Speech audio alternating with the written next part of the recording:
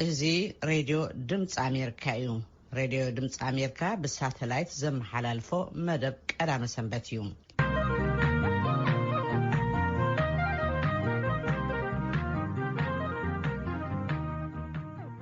ብሓንድ ምስኩም ክብራት ሰማዕትና እዚ ካብ ዋሽንግተን ዲሲ ዝፍኖ መደብ ቀዳመ ሰንበት ብሳተላይት ዘመሓላለፍ እዩ። ንሎሚ ዝተፈላለዩ ምድላዋት ሒዝናልኩም ኣለና። ሓበርኩም ንክደምሲ ዝዕድመኩም ምን ያፈወርቄ።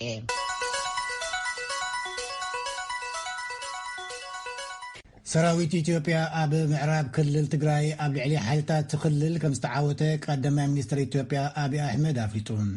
ኣብቲ ንቀርኒ ኣፍሪቃ ከይህውኽ ተሰጊኡ ዘሎ ኩናት እቶም ሓይልታት ትግራይ ኣብ ልዕሊ ሰላማውያን ሰባት ጨፍጨፋ ብምፍጻም እውን ከሲስዎም ኣሎ። ከም ጸብጻብ ኣገልግሎት ዜና ሮይተርስ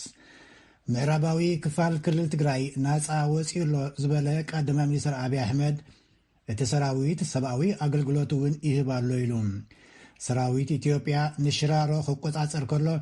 ኢዶምን እግሮምን ተኣሲሮም ዝተረሸኑ ኣባላት ሰራዊት ምክልኻል ከም ዝረኸቡ እውን ገሊጹ ኣሎ። ከም ጸብጻብ ወኪላትና ካብ ኣዲስ ኣበባ ፓርላማ ኢትዮጵያ ኣብ ዘካየደ ጉባኤኡ ኣቦ መንበር ህወሓት ዶክተር ደብረጽዮን ገብረ ሚካኤል ዝርከብዎም 39 መራሕቲ ህወሓት ዘይምኽሳስ መሰሎም ቀንጢጡ። እቶም ኣባላት ህወሓት ድማ ኣብ ልዕሊ ሓይልታት ሃገራዊ ምክልኻል መጥቃዕቲ ብምፍጻም ጥርጥራት እዮም ኢልዎም ኣሎ ፓርላማ ኢትዮጵያ። ኣብ ማይ ካድራ ብኣሰቃቂ መገዲ ዝተቀትሉ ኣማኢት ሰላማውያን ሰባት ዘርኢ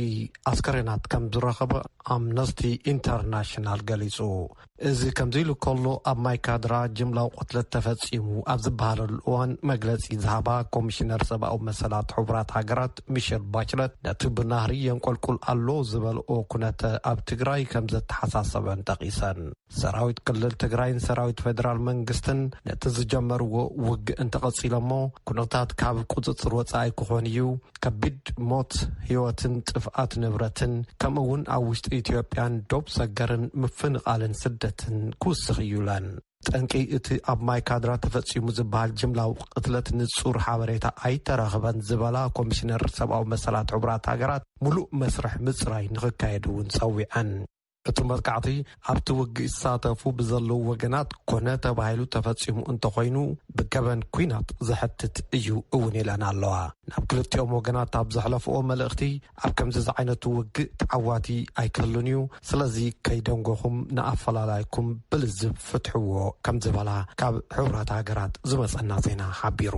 ብዝተኣሳሰረ ዜና በቲ ኣብ ኢትዮጵያ ዝረኣይ ዝበልኦ ዘርኣዊ ውጥረትን ውግእ ኣብ ትግራይን ዓሚቕ ሻቅሎት ከም ዝሓደረን ፍልይቲ ኣማኻሪት ሕቡራት ሃገራት ክልኻል ጅምላዊ ህልቂት ከምኡውን ፍልይቲ ኣማኻሪት ሕቡራት ሃገራት ንምክልኻል ህልቂትን ገሊፀን። ፕራሚላ ፓተንን ካረን ስሚስን ብሓባር ኣብ ዘውፅኦ መግለጺ ሃይማኖታውን ዘርኣውን ዘረባ ጽልኣት ዝሕብሩ ሪፖርታት ከም ዝበጽሐን ንዓመፅ ምልዕዓል ከበድቲ መግሃዝቲ ሰብኣዊ መሰላት ብሃውሪ ምእሳርን ምቕታልን መፍንቓልን ዕንወት ንብረትን ኣብ መላእ እቲ ሃገር ከም ዝተጋፍሐን ጠቒሰን። ኣብ ልዕሊ ዜጋታት ብዘርኦምን ሃይማኖቶምን ዝፍጸሙ መጥቃዕታት ብብርቱዕ ዝኹነን እዩ እውን ኢለን። እዚ ክስተት እዚ ብቕፅበት ደው ክብልን ናብ ዝኸፍአ ጸገም ቅድሚ ምዕራጉ ፍታሕ ንኽግበረሉን ጸዊዐን ይብል ሪፖርተርና ማርጋሬት ባሽር ካብ ቀንዲ ቤት ጽሕፈት ሕቡራት ሃገራት ዝርከበሉ ኒውዮርክ ዝለኣኸቶ ሪፖርት። ካብዚ ዜና እዚ ከወፃና ትካል ህፃናት ሕቡራት ሃገራት ወይ ከዓ ዩኒሴፍ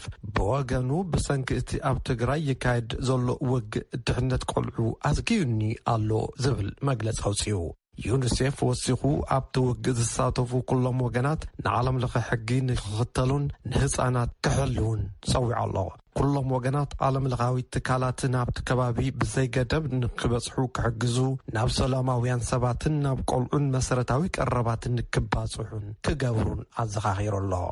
ኣብ ውግእ ዝካየደላ ትግራይን ከባቢያን ዘሎ ኩነታት ከም ዘሻቀሎን ተዋጋእቲ ሓይልታት ነቲ ግጭት ከድቅሱ ንህይወት ሰባት ከኽብሩን ትካላት ትሕቲ ቅርፅን ክከላኸሉን ዶብ ኣልቦ ሓኻይም ፀዊዑ። ኣብ ትግራይ ናብ ውግእ ዝኣተው ኩሎም ወገናት ንተጻብኡ ኣቋሪጾም ልዝብ ንኽጅምሩ ኣሜሪካዊ ሴኔተር ጂም ሪሽ ፀዊዖም። ኣባል ኮሚቴ ወጻኢ ሰነት ኣሜሪካ ዝኾኑ ሚስተር ሪሽ ኣብ ዘርግሕዎ መግለጺ ኢትዮጵያና ውግእ ሕድሕድ ትጥሕለሉ ዕድል ጋዲ እዩ ንዞባዊ ህድኣት ቀጥታዊ ስግኣት እውን እዩ ልዕሊ ኩሉ ግና ንድሕነት ህዝቢ ኢትዮጵያን ዴሞክራሲያዊ ስግግር እታ ሃገርን እንቅፋት ክኸውን ይኽእል ኢሎም ዩናይትድ ስቴትስን ማሕበረሰብ ዓለምን ኩሎም ወገናት ናብ ልዝብ ንኽኣቱ ክደፍኡ ድሕነት ሰላማውያን ሰባት ክረጋገጽ ሰብኣዊ ሓገዝ ናብ ህዝቢ ክቐርብ ኣገልግሎት ኢንተርኔትን ቴሌፎንን ክመለስ ንትጸገም ብልዝብ ሰላማዊ ፍታሕ ክረክብን ኣተሓሳሲቦም ኣብ አዲስ አበባ ንሳልስቲ ኣብ ዝቐጸለ ተፍታሽ ብርክት ዝበሉ ኣጽዋርን 242 ጥርጡራት ሰባትን ከም ዝተኣሰሩ ፖሊስታ ከተማ ኣፍሊጡ ኮሚሽነር ጌቱ ኣርጋው ንሚድያታት እታ ሃገር ብመሰረት ዝሃብዎ መግለጺ ንናይ ህወሓት ልእኽቶ ተቐቢሎም ንኽትግብሩ እናተንቀሳቐሱ ረኺበዮም ንዝበሎም ሒዙ ይምርምር ከም ዘሎ ገሊጹ እዚ ከምዚ ኢሉ ከሎ ፌደራል ፖሊስ ብክሕደት ሃገር ጠርጢሮዮም ንዝበሎም 96 ሰባት ናይ መትሐዚ ትእዛዝ ከም ዘውፅእ ገሊጹ ኣሎ ፌደራል ፖሊስ ወንበዴ ኢሉ ንዝገልጾ ህወሓት ኣብ ልዕሊ ሰሜን እዝ ዝፈጸሞ ክሕደት ሃገር ዝበሎ ምክንያት ብምግባር ጠርጢሮዮም እየ ንዝበሎም 96 ሲቪላትን ወተሃደራዊ መኮንናትን ንምእሳር ዘኽእሎ ትእዛዝ ከም ዘውፅእ እውን ኣላው ገይሩ ኣሎ ንክእሰሩ ትእዛዝ ቤት ፍርዲ ካብ መንጎ ዝወጸሎም ገሊኦም ዶክተር ደብረጽዮን ገብረ ሚካኤል ወይዘሮ ፈትለወርቅ ገብረ እግዚአብሔር አቶ ስዩም መስፍንን አቶ ስብሐት ነጋን ይርከብዎም ካብ ወታደራዊ መኮንናት ሌተናል ጀነራል ታደሰ ወረደ ሜጀር ጀነራል ዮሐንስ ወልደጀርግስ ሜጀር ጀነራል ብርሃነ ነጋሽን ካልኦትን ይርከብዎም ብዝተኣሳሰረ ዜና ፌደራል መንግስቲ ብመሰረት ኣብ ትግራይ ዝኣወጆ ህጹጽ ግዜ ንዝመስረቶ ጊዜያዊ መንግስቲ ዶክተር ሙሉ ነጋ ዋና ፈጻሚ ገይሩ ከም ዝመረጸ ገሊጹ ይብል መለስካቸው ኣማሃዝላ ሪፖርት ቢሮ ኮሙኒኬሽን ክልል ትግራይ ሎሚ ዓርቢ ንሽመት ፌደራል መንግስቲ ኣብ ልዕሊ ትግራይ ኣመልኪቱ ኣብ ዘውፅኦ መግለጺ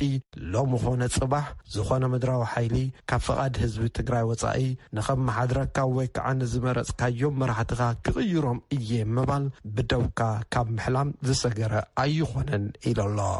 ላዕለዋይ ልኡኽ ኤርትራ ኣብ ሱዳን ምስ ፕሬዚደንት ሱዳን ዓብደልፈታሕ አልቡርሃን ተራኺቦም بمنستر وصاي إرترا عثمان صالح زمراح الأخت مالي أبو كارتوم مسمراحة السودان أبترافة باللوان ملقتي بريزيدنت إساياس أفوركي زبصحيك خونغولو أبو كلتي آون زباون قدات مزرابون منستر دينا إرترا أتو يمانا قبل مسكال بتويتر حبير اللون تي مسك قدم منستر عبد الله حمدوك ونستزاربه بجل الأخ إرترا بزعبا أبيتو بياز الرئيس اللو حالدش معبالتاتون حسابات كمستلاوتو اتي حبرتا يتاكس سودان نايزو وانزي عد منبر إيغاديا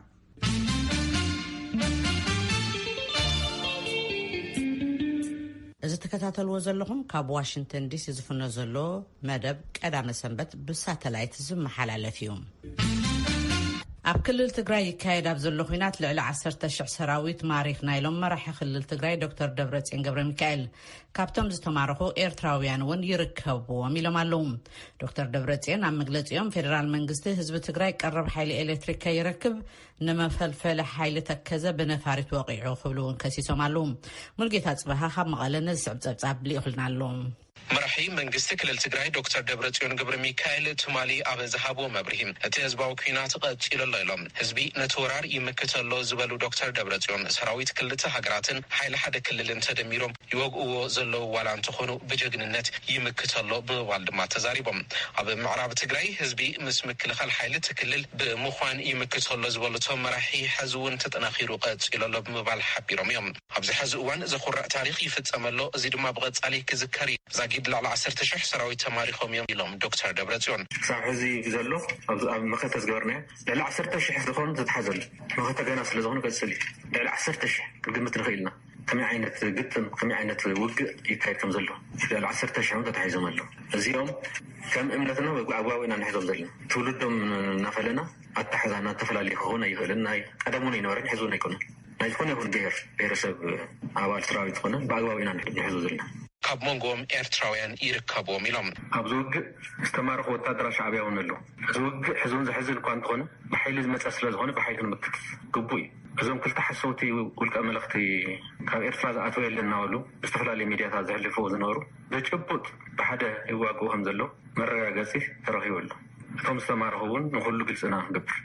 እትኩናት ተጀሚሩ እምበር አይተወደን ክብርና መንነትና ክንሕሉ ክንምክትና ኢሎም ህዝባዊ ሓድነትን መትከልን ሒዝና ዘድሊ መሳርሒ ኩናቱን ተዓጢቅና ኢና ክብሉ ድማዮም ዶክተር ደብረጽዮን ዝተዛረቡ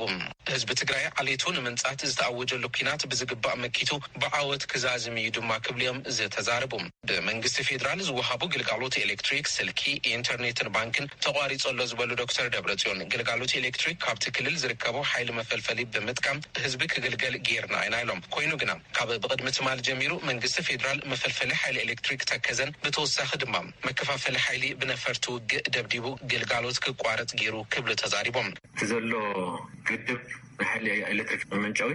አገልግሎት ለትግራይ ይህብ ከም ዘሎ ስለዝፈለጡ ደብዲቦም እዮም ኣብ ጸልማት ንወሪ ኣብ ጸልማት ክነብሩን የተወሲኑ አይ ንሕና ሰብ ጸልማት ይነብርን ቴክኒካዊ ክእለቱን ኣለና ከም ዘለና ወነራግጽና ኢና ግልጋሎትን ጀሚርና ኢና ክሶም ዝዓጸው ግልጋሎት ኢና ንሕና ማሃብ ጀምርና ብርሑቅ ዘይከኣል ምዃኑ ዝፈለጡ ግን ብኣየር ለዚ ስርዓት እዚ ብጸልማት ክነብር ዝወሰነ ወላ ድዋሕ ይበል ተተዘይሉ እዩ ደብዳብ ጀሚሩ ለስተ ሕዝቢ ተዋሪጽ ዘሎ ደብዳብ ምክንያት እዩ ካብ በቅድሚ ትማል ጀሚሩ ኣብ ከተማ መቐለን ከባቢያን ቀረብ ኃይል ኤሌክትሪክ ከም ዘየለ ተዓዚበ ዶክተር ደብረጽዮን መንግስቶም ብዝተኻለ ነቲ ጉድኣት ዝበጽሖ ኃይል ኤሌክትሪክ ህዝቢ ግልጋሎት ክረክብ ንምግባር ጻዕሪ ይገብር ከም ዘሎ ድማ ተዛሪቦም እዮም ዶክተር ደብረጽዮን ንምክልኻል ኃይሊ ኢትዮጵያ ኢሎም ኣብ ዘሕለፉ መልእኽቲ ንምንታይ ከም ዝዋጋእ ክሓስብ ከም ዘለዎ ብምግላጽ እቲ ኩናት ምስ ህዝቢ ምዃን ድማ ክርዳእ ይግባእ ኢሎም መንግስቶም ንፖለቲካዊ ጸገም መፍትሒው ፖለቲካ እይሉ ከም ዝኣምን ብምግላጽ ኮይኑ ግና ብኃይሊ ንምንብርካኽ ዝመጽእ መሬት ትግራይ ክወርን ንዝመጽእ ግና መቕበሪት ቦታ እምበር ዝረኽባ ቦታ ኣይህሉን ብምባል እዮም ተዛሪቦም ንድምፂ ኣሜሪካ ሙልጌታ ጽብሃ መቐለም ነመስግነካ ሙልጌታ ኣብዚ ጸብጻብ ሙልጌታ ዶክተር ደብረጽዮን ገብረ ሚካኤል ወታደራት ኤርትራ ተማሪኾም ኣለዉ ኢሎም ኣለዉ ኤርትራ ግን ኣብዚ ኩናት ኢድ የብለይን ክትብል ኣብ ሰሙን ዝምግላጻ ዝዝከር እዩ ብመሰረት ጸብጻብ ሮይተርስ ንሚኒስትር ወጻኢ ኤርትራ ዑስማን ሳልሕ ብምጥቃስ ብዶክተር ደብረጽዮን ገብረ ሚካኤል ኤርትራ ኣብቲ ኩናት ኢዳ ሓዊሳ ንዝብል ጸብጻብ ኣሉታ መሃባ ምጽብጻቡ ዝዝከር እዩ ከምኡውን ኣብዚ ናይ ሙሉጌታ ጸብጻብ ተከዘ መፈልፈሊ ሃይድሮ ኤሌክትሪክ ብነፈርቲ ውግእ ፌደራል መንግስቲ ተወቂዑ ንዝብል ምላሽ ፌደራል መንግስቲ እውን ረኺብና ኣለና ከምዚ ይብል ተከዘ መፈልፈሊ ሃይድሮ ኤሌክትሪክ ልክዕ ከም ካልኦት ግድባት ብፌደራል መንግስቲ ዝተሃንጸን ፌደራል መንግስቲ ዘመሓድሮን እዩ ኣብ ዝሓለፈ ሰንበት ሚሊሻታት ሕወሓት ነቲ ግድብ ንምሕላው ንዝተዋፈረ ሓይሊ ፌደራል ፖሊስ ካብ ስርሑ ንምትዕንቃፍ መጥቃዕቲ ፈጺሞም ዝተጎድኡን ዝተቐትሉን ቁጽሮም ዘይተረጋገጸ እንተኾኑካ ብህይወት ዝተረፉ 11 ኣባላት ፌደራል ፖሊስ ብእግሮም ተጓዒዞም ናብ ጎንደር ኣትዮም እዮም ኢሉሎም ኣብ ዝቐጸላ መዓልታት ከ ኣክቲቪስት ሕወሓት ኣብ ማሕበራዊ ሚድያ እቲ ግድብ ተቆጻጺርና ኢሎም እዮም ዝበለት መግለጺ ኣምነስቲ ኢንተርናሽናል ሚሊሻታት ሕወሓት ኣብ ማይካድራ ኣብ ልዕሊ ንጹሃት ዜጋታት ዝፈጸሞ ጭፍጨፋ መልኪቱ ሪፖርት ኣብ ዘውጽኣሉ ዕለት ትኹረት ህዝቢ ንምቕያር ግድብ ተከዘ ብቦምብ ተወቂዑ ክብል ደይመደይሉ ናይ ሓሶት ሓበሬታ ብቴሌቪዥን ፈንዩ ኢሉሎም ኣብቲ ፌደራል መንግስቲ ዝሃቦ ምላሽ እቲ ግድብ ተወቂዑ እንተዝኸውን ዘስዕቦ ምዕልቕላቕ ዝኾነ ሰብ ክግምቶ ይኽእል ድሕሪ ምባል ሓሶት ምዃኑ ከዓ ብቐሊሉ ምርግጋጽ ይከኣል ኢሉሎም ኣብ ውሽጢ ሕወሓት ዘሎ ጽንፈኛ ጉጅለ ክብል ንዝፀውዖ ተፈጥሮኣዊ ባህሪኡ ስለ ዝኾነ ብሓሶት ከእምን ክቕጽል እዩ ነዚ እውን ኩሉ ክግንዘቦ ከነዘኻኽር ንፈቱ ኢሉሎ እቲ መግለጺ ፌደራል መንግስቲ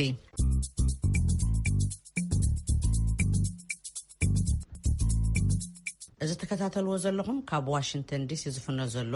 መደብ ቀዳመ ሰንበት ብሳተላይት ዝመሓላለፍ እዩ ሰራዊት ኢትዮጵያ ዝኾነ ናይ ወጻኢ ሓይሊ ደገፍ ከይደለየ ንጉጅለ ጥፍኣት ሕወሓት ዝበሎ ንምድምሳስ ዓቕሚ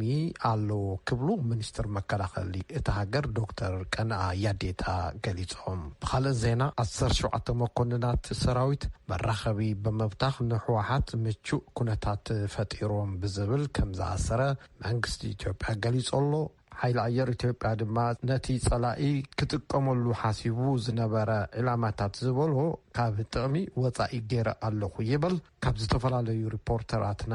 ንዝበጽሑና ጸብጻባት መኒኣፈ ወርቂ ናብ ሓደ ጣሚራቶላ ሚኒስትር መከላኸሊ ኢትዮጵያ ዶክተር ቀነዓ ያዴታ ሎሚ ንጋዜጠኛታት ኣብ ዝሃብዎ መግለጺ ሰራዊት ኢትዮጵያ ደገፍ ሓይሊ ወጻኢ ዘየድልዮን ንሕወሓት ንምድምሳስ ዓቕሚ ዘለዎን ብምባል ሰራዊት ኤርትራ ምስ መከላኸሊ ሓይሊ ኢትዮጵያ ወጊኑ ንዝብል ካብ ሕወሓት ንዝቐረበ ክሲ ኣነኣኢሶም ኣለዉ እቲ ጋዜጣዊ መግለጺ እቶም ሚኒስትር መከላኸሊ ብሕወሓት ተዘርጊሑ ንዝበልዎ ክልተ ሓሶት ይኽብሉ ዝጠቐስዎ ሓበሬታት ትኹረት ዝገበረ ምንባሩ ተገሊጹሎም እቲ ናይ ሓሶት ዝበልዎ ሓበሬታ ናይ ሕወሓት ቀቢፀ ተስፋ ምልክታት እዮም ዝበሉቶም ሚኒስትር ሓደ ካብኡ መንግስቲ ምስ ናይ ወፃኢ ሓይሊ ኮይኑ ንህዝቢ ትግራይ ይወግእ ኣሎ ዝብል ክሲ እዩ ኢሎም ከውጭ ሀገር ጋር ሆነን ሰራዊቱ የትግራይን ህዝብን እንደመወጋ አይነት ነገር አድርጎ ያቀርባል። ይሄን ስህተት ነው። በአንድ በኩል ይሄንን የጥፋት ቡድንን ለማስወገድ ሰራዊቱ ምንም ሌላ ተጨማሪ ድጋፍ አይጠይቅም። በቃ ምስ ወፃኢ ሃገር ኮይኑ እቲ ሰራዊት ንህዝቢ ትግራይ ይወግእ ከም ዘሎ ገይሩ የቕርበሎም እዚ ጌጋ እዩ ነቲ ናይ ጥፍኣት ጉጅለ ንምውጋድ እቲ ሰራዊት ናይ ወፃኢ ሓገዝ ዘድልየ ይኮነን ኣሽንኳይዶ ነዚ ገበነኛ ህዝባዊ ዕላማ ዘይብሉ ጉጅለ ይትረፍ ካብዚ ንላዕሊ እንተመፀውን ብዘይ ዝኾነ ሓገዝ ተልእኽኡ ክፍፅም ዝኽእል እዩ ኢሎም ኣለዉ እቲ ኩናት ይብሉ እቶም ሚኒስትር መከላኸሊ ተራገበን ንምንዳይ ዘይኮነስ ነቲ ንሉዓላውነት ሃገር ኣብ ሓደጋ ዘውደቐ ጽንፈኛ ጉጅለ ዝበልዎ ንመሓዝ ኢሎም ኣለዉ እዚ ጉጅለ ነቲ ሕጊ ናይ ምኽባር ስራሕ ኩናት ሕድሕድ ኣምሲሉ የቕርበሎ እዚ እውን ጌጋ ኢሎም ህዝቢ ዘርእዮ ዘሎ ደገፍ እውን ክቕፅልን ፍሉይ ሓይሊ ትግራይን ሚሊሻን ከዓ ነቲ ጉጅለ ኣሕሊፉ ክህብን እውን ፀዊዖም ኣለዉ የትግራይ ልዩ ኃይልና ሚሊሻው ይሄንን ለጥፋተኛ ቡድን ተገን መሆን አለበት ፍሉይ ሓይልን ሚሊሻን ትግራይ ነዚ ገበነኛ ጉጅለ ከውሊ ክኾንዎ ይብሎምን ንሳቶም ንዝተረብሕዎ እዚ ፍሉይ ሓይልን ሚሊሻን ንዘይርብሓሉን ዕላማ ንዘይብሉን ኩናት ክስለፍን ዘየድሊ መስዋዕቲ ክኸፍልን የብሉን ስለዚ እቲ ፍሉይ ሓይሊ ኢዱ ንሰራዊትና ይሃብ እንተተኻኢሉ እውን ነቲ ሓይሊ ጥፍኣት ሒዙ ናብ ሕጊ ከቕርብን ንርእሱን ንህዝቢ ትግራይን ካብዚ ሓይሊ ጥፍኣት ነፃ ከውፅን ኣለዎም ካብዚ ወፃኢ ግን ናይ ግድን ክከላኸል ነዚ ገበነኛ ጉጅለ ክዋጋኣሉ እየ ዝብል እንተኮይኑ ከም ዝድምሰስን ስጉምቲ ከም ዝውሰዶን ክፈልጥ ኣለዎ እዮም ዝበሉ እቲ መከላኸሊ ሰራዊት ነቲ ሕጊ ናይ ምኽባር ስጉምቲ ዝበልዎ ብጥንቃቐ ይፍጽመሎ ህዝቢ ትግራይ እውን ናይ ዝጉጅለ ጥፍኣት ዝበልዎ ውዲ ተገንዚቡ ናብ ጉድኣት ከይኣቱ ኣጠንቂቖም ክትብል ፀሓይ ዳምጠው ካብ አዲስ አበባ ሓቢራላ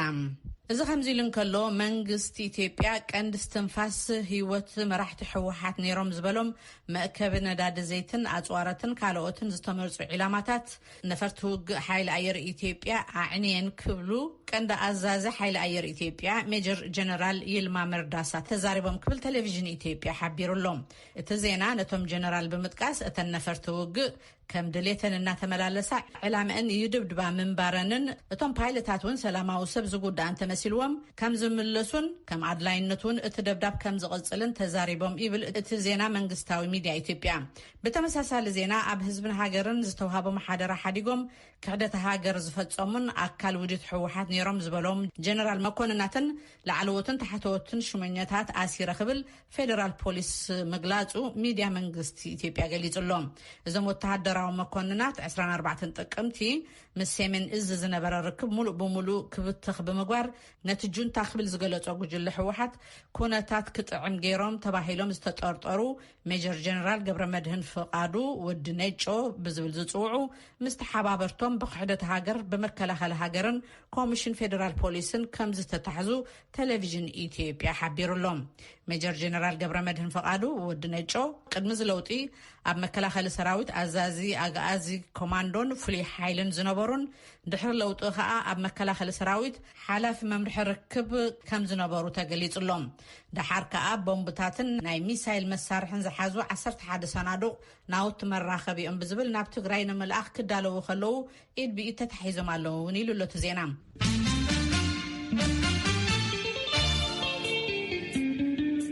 እዚ ተከታተልዎ ዘለኹም ካብ ዋሽንግተን ዲሲ ዝፍኖ ዘሎ መደብ ቀዳመ ሰንበት ብሳተላይት ዝመሓላለፍ እዩ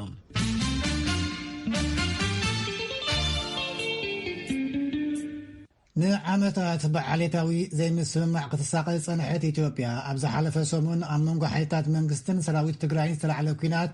ምናልባት ናብ ዘይምለሰሉ ኩነታት ዘምርሕ ዘሎ ይመስል ክብሉ ተንተንቲ ፖለቲካ ስጋኣቶም ይዛረቡ ኣብ ድርኩኺት ውግእ ሕድሕድ ንርከብ ኣይኮና ንብል ዘለና ኢትዮጵያ ኣብ ማእከል ኩናት ሕድሕድ ኣላ ኢና ንብል ዘለና ይብል ኣብ ኦስሎ ዩኒቨርሲቲ ብጆርኬን ሰላምን ኣጠቕላልያ ጎንፅን ፕሮፌሰር ክጀትል ትሮቮል ኣብ ሰሜናዊ ክፋል ኢትዮጵያ ይካየድ ብዘሎ ጎንፂ ብኣማኢ ዝቁፀሩ ሰባት ምማቶምን ብሰንክቲ ቅልውላው ኣገልግሎት ኢንተርኔት ብምቁራፁ ወሃብቲ ሰብኣዊ ሓገዝ ኣብቲ ከባቢ ዘሎ ኩነታት ንምርዳእ ኣጸጋሚ ከም ዝኾኖምን ተንተንቲ ይዛረቡ። ሳሌም ሰሎሞን ዘዳለወቶ ሳራፍሳህየ ከተቕርበያ። ኣብ ሰሜናዊ ክፋል ኢትዮጵያ ይካየድ ብዘሎ ኩናት ብኣማኢት ዝቁፀሩ ሰባት መሞቶም ቅድም ኢሉ ዝወፅእ ሓበሬታ የመልክት። ብሰንኪ እቲ ቅልውላው ኣገልግሎት ኢንተርኔት ብምቁራፁ ወሃብቲ ሰብኣዊ ሓገዝ ኣብቲ ከባቢ ዘሎ ኩነታት ንምርዳእ ኣጸጋሚ ከም ዝኾኖም ተንተንቲ ይዛረቡ። መምሕዳር ኣብይ ኣሕመድ ብምኽንያት ኮቪድ-19 ድሕሪ ምንዋሕ መረፃ ትግራይ ካብ 9 ክልላት ተፈልያ ብኣቆጻጽራ ኣውሮፓ መስከረም 9 ብዘካየደቶ መረፃ ዘመበገሲኡ ምስ መንግስቲ ፌደራል ወጥሪ ነጊሱ ምጽንሑ ዝፍለጥ እዩ። ከም ሓበሬታ ተንተንቲ ፖለቲካ እንተኾይኑ ነቲ ኣብ ትግራይ ዝተኻየደ መረፃ ዘይሕጋዊ ክብሉ ዝበየንዎ ቀዳማይ ሚኒስትር ኢትዮጵያ ኣብይ ኣሕመድ ኢትዮጵያ ካብ ምብትታን የድሕንዋ ዶ ይኾኑ ወይስ እቲ ኣብ መንጎ ሰበስልጣን መንግስትን ሕወሓትን ዝካየድ ዘሎ ጎንፂ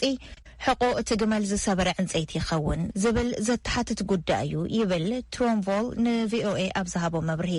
ኣብ ኢትዮጵያ ዘሎ ማእኸላይ መንግስቲ ዓብይ ናይ ዓቕሚ ትኽመት ዘለዎ እዩ። ኣዝዩ ከቢድ ዝኾነ ኩነታት እዩ ኣጋጢምዎም ዘሎ። ኩነታት ናብ ዝነበሮ ክምለስ ዘጸግም ይመስለኒ። እቲ ኣፈላላይ ዕምቀት ፈጢሩ እዩ ኢሎም እዮም። እቲ ጎንፂ ካብ ዶባት ኢትዮጵያ ሓሊፉ ከይኳሳሕ የስጊ እዩ ተባሂሉ። ኣብዚ ሰሙን ሓላፈ ስደተኛታት ኤጀንሲ ሱዳን ከም ዝበሎ ልዕሊ 2500 ዝኾኑ ስደተኛታት ካብ ኢትዮጵያ ናብ ሃገሮም ከም ዝኣተው በብዕለቱ ድማ ብኣማኢት ዝቁፀሩ ይውሕዙ ምህላዎም ሓቢሮም እዮም። ኢትዮጵያ ኣብ ቀርኒ ኣፍሪካ እታ ዝሃድእት ሃገር እያ ክብል ዝዛረብ ድማ ኣብ ኢንተርናሽናል ክራይሲስ ግሩፕ ዳይሬክተር ፕሮጀክት ሙርቲ ሙቲጋ እዩ። ከምቲ ዝፍለጥ ኢትዮጵያ ዝዓበየ በዝሒ ህዝቢ ዘለዋ ሃገር እያ። ከምቲ ሓደ በዓል ስልጣን ብግልጽ ዘቐመጥዎ ኢሉ ዝጠቐሶ እንተ ደኣ ኣብ ኢትዮጵያ ዓብላላይ ውሽጣዊ ቅልውላው ተላዒሉ ንውሽጢ ዘይኮነስ ንደገ ዝባራዕ እዩ ዝኸውን ክብል ኣዝዩ ሓደገኛ ክኸውን ከም ዝኽእል ይእምት። ብምዃኑ ሰላም ኢትዮጵያ ነታ ዘይምርግጋእ ዝነገሰላ ኣፍሪካ ኣዝዩ ወሳኒ ጉዳይ ብምዃኑ ሙቲጋ ወሲኹ ሓቢሩ እዩ። የቐኒልና ሳራ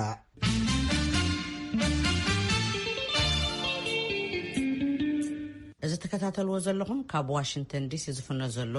መደብ ቀዳመ ሰንበት ብሳተላይት ዝመሓላለፍ እዩ።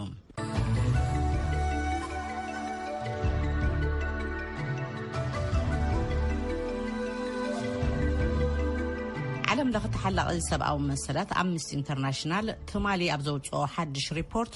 ኣብ ክልል ትግራይ ደቡባዊ ምዕራብ ኣብ ትርከብ ማይካድራ ትበሃል ከተማ ብዘሰቀቕ ኩነታት ዝተቆትሉ ብኣማእ ዝቁፀሩ ኣስከሬናት ከም ዝረኸበ ኣፍሊጡ።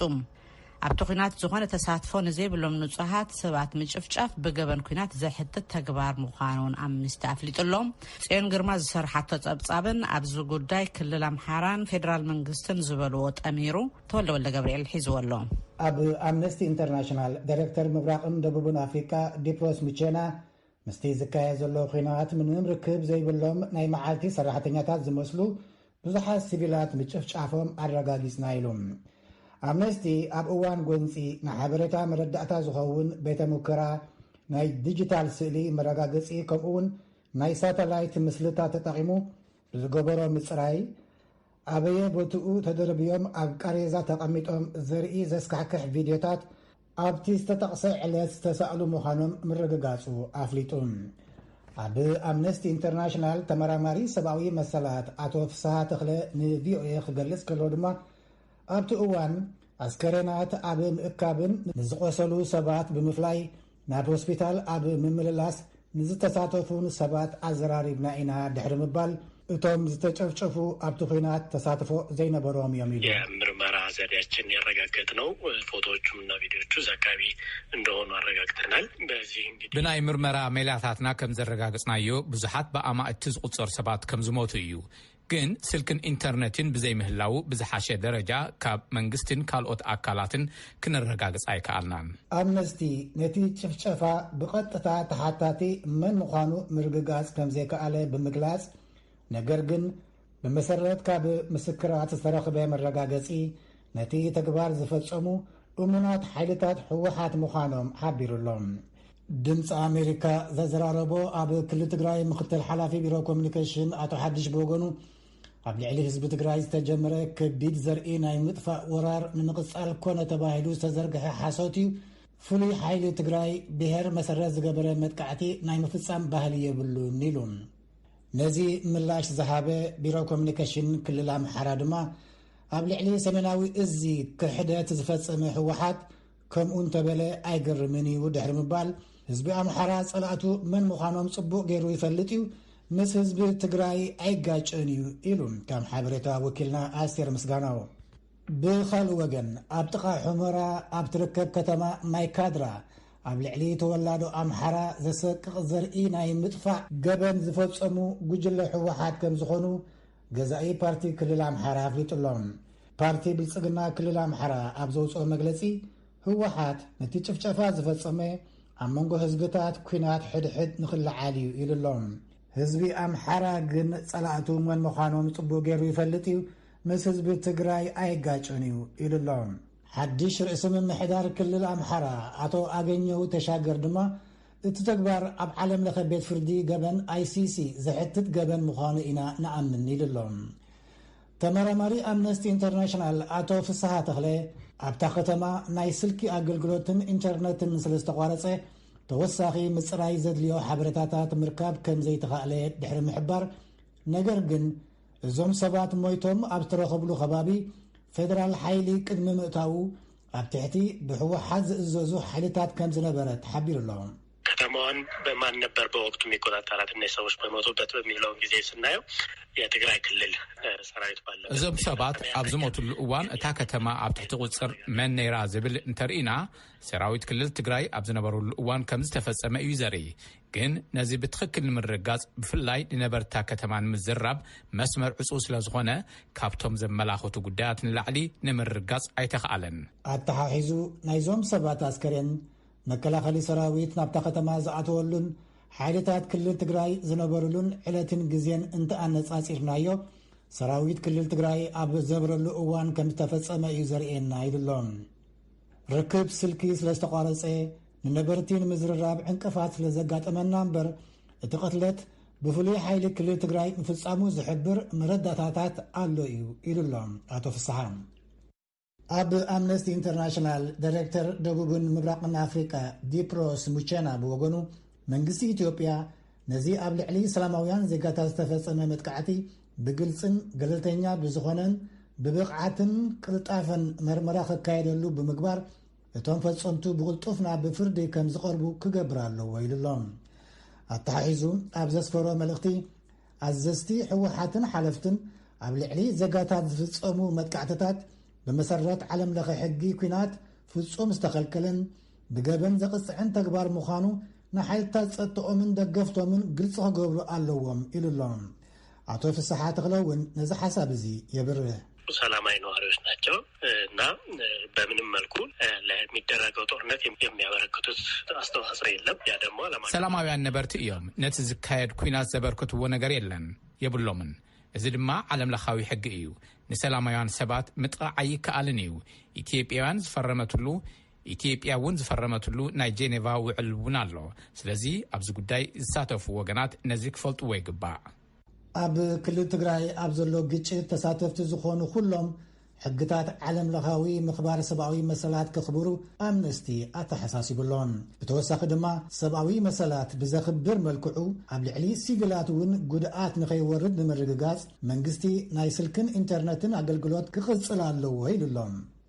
ብኻልእ ወገን ወሃቢ ቃልቲ ነቲ ወታደራዊ ስርሒት ክከታተል ዝቆመ ኮሚቴ ኣምባሳደር ሬድዋን ሁሴን ጭፍጨፋ ማይካድራ መን ፈጽሞውን ዝብል ለተሐቂ ቁልጭ አቢሉ የርኤዩ ይሉ በእኛ በኩል የሚታወቀው እንግዲህ አካባቢው የመከላከያ ሰራዊታችን የደረሰበትን ጥቃት ተከላክሎ ዝነበረ ፍሉይ ኃይልን ሚሊሻን እናሰሓበ ምስከደ ኣብቲ ከባቢ ዝነብሩ ግን ተወለድቲ ከባቢ ዘይኮኑ ብርክት ዝበሉ ሰባት መጥቃዕቲ ከም ዝተፈጸሞም እዩ ስለዚ ካልእ ዘይፍለጥ ዕጡቕ ኣብቲ ከባቢ ኣይነበረን ሰራዊት ምክልኻል ኣብቲ ቦታ ምስ በጽሐ እቲ ኩነታት ጸኒሕዎ ስለዚ ነቲ ሓቂ ቁልጭ ኣቢሉ ዘርኢ በቲ ኣብቲ ከባቢ ዝነበረ ፍሉይ ኃይልን ሚሊሻን ዝተፈጸመ ምዃኑ እዩ ቢሮ ኮሙኒኬሽን ክልል ትግራይ ብወገኑ ነቲ ክሲ ኣሉታ ከም ዝሃበሉ ይዝከር